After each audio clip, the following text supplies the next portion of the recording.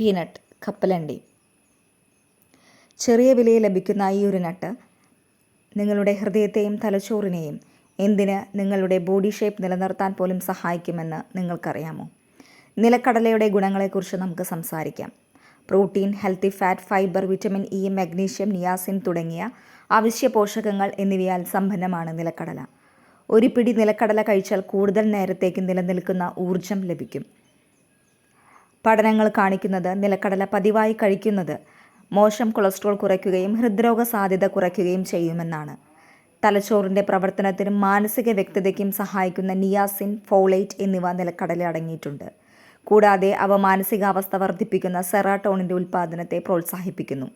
Calorie കൂടുതലാണെങ്കിലും നിലക്കടല നിങ്ങളെ കൂടുതൽ നേരം വിശക്കാതിരിക്കുന്നതിനും ഇത് ആസക്തി കുറച്ച് ഭാരം നന്നായി നിയന്ത്രിക്കാനും സഹായിക്കുന്നു. എങ്കിലും എല്ലാ നിലക്കടല ഉൽപ്പന്നങ്ങളും ഒരുപോലെയല്ല. പഞ്ചസാര കൂടുതലായി ചേർത്ത നിലക്കടല വെണ്ണകൾ ഒഴിവാക്കുക. നാച്ചുറൽ ആയതോ ഡ്രൈ റോസ്റ്റഡ് ആയതോ ആയ നിലക്കടല മിതമായ അളവിൽ കഴിക്കുക.